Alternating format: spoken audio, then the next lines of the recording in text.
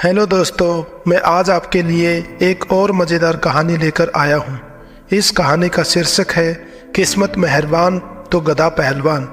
एक गांव में रामू नाम का एक मेहनती किसान अपनी पत्नी मधु और बच्चों के साथ रहता था और दूध बेचकर अपने घर का गुजारा चलाता था। हे भगवान, इतना प्यारा बच्चा दिया लेकिन इसको भी अंधा पैदा कर दिया। हमने ऐसा क्या पाप किया था जो हमारे साथ ऐसा हुआ भगवान।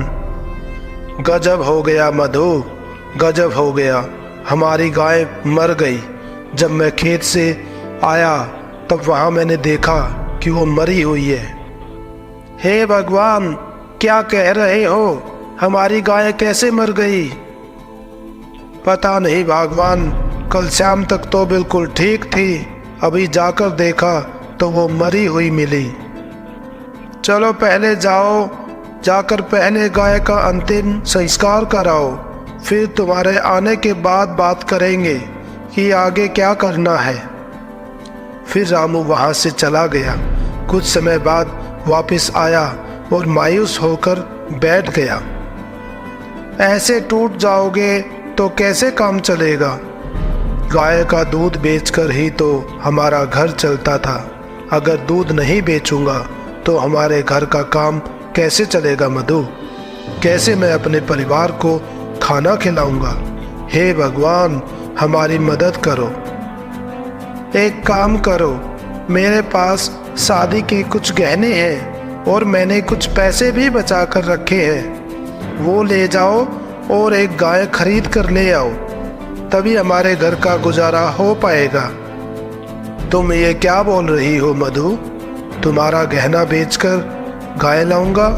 वो तुम्हारे शादी के गहने हैं। गहने हम खा तो नहीं सकते ना, मगर उनको बेचकर एक गाय खरीद सकते हैं और दूध बेचकर घर चला सकते हैं। बच्चों को भूखा तो नहीं रख सकते ना।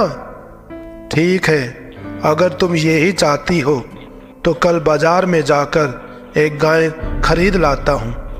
अगले दिन रामू बाजार चला जाता है और एक गाय वाले के पास पहुंच जाता है। क्या आपके पास एक बढ़िया सी गाय मिलेगी जो अच्छा दूध देती हो और दिखने में भी अच्छी लगती हो?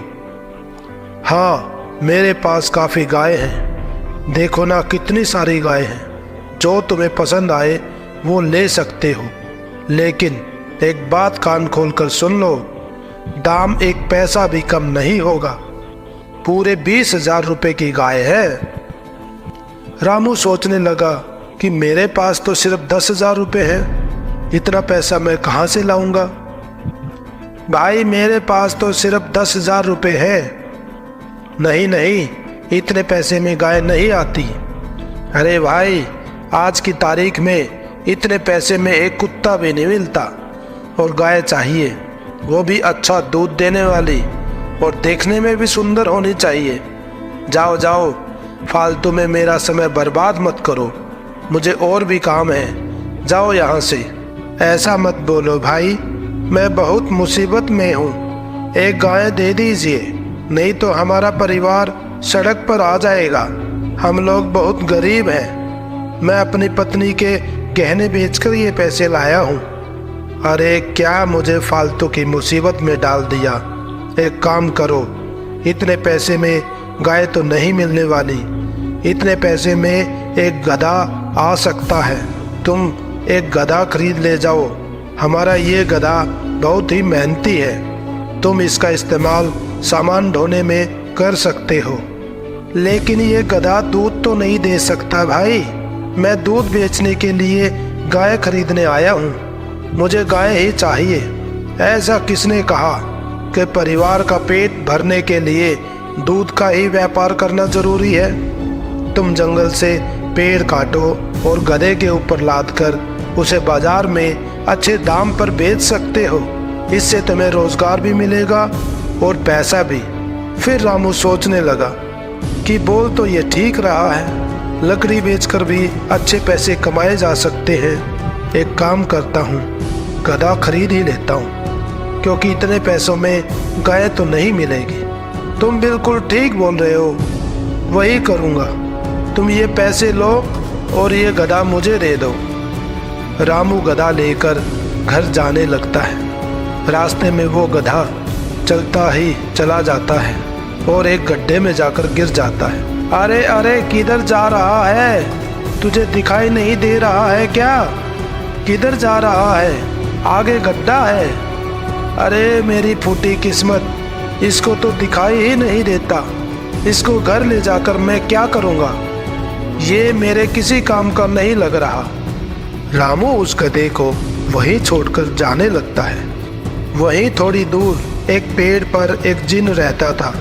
वो जिन ये सब कुछ देख रहा था। उसने सोचा कि क्यों ना मैं इस आदमी की मदद कर दूं, और उस जिन ने अपनी शक्ति से उस गधे के अंदर एक ऐसी शक्ति डाल दी जिससे वो जो भी कुछ खाएगा और जैसे ही वो गोबर करेगा वो गोबर सोने में बदल जाएगा। कुछ दूर जाने के बाद रामू रुक जाता है और सोचने लगता है कि अगर मैं इस गधे को यहाँ छोड़कर चला जाऊँगा तो शेर इसको खा जाएगा, या फिर ये बिना खाना पीना खाए यही मर जाएगा। नहीं, मैं इसको यहाँ नहीं छोड़ सकता। इसका कोई कसूर ही नहीं है। ये तो मेरी किस्मत का दोष है, इसका कोई दोष नहीं है। इसको बाहर निकालता हूँ। अरे बाहर आ जा, जल्दी बाहर आ जा। उठ, जल्दी खड़ा हो, मैं तुम्हें यहाँ से निकालना चाहता हूँ। रामू गधे को लेकर अपने घर पहुँच जाता है। ये क्या, गाय के बदले गधे को लेकर आ गए? ये किस काम आएगा हमारे? हे भगवान, ये क्या कर दिया आपने? हमारे पास जितने पैसे थे उसमें गाय नहीं आ सकती थी, उतने में गधा ही मिला। अब जंगल से लकड़ी काटकर बाजार में बेचकर खूब पैसे कमाऊंगा। तुम परेशान मत होना। लेकिन एक गड़बड़ है, ये गधा अंधा है। कोई बात नहीं, हमारा बेटा भी तो अंधा ही है ना। आज से ये गधा भी हमारे परिवार का हिस्सा है। सुनो, कल से जंगल जाकर लकड़ी काट कर लेकर आना। हे भगवान, ये कितना दुबला पतला है।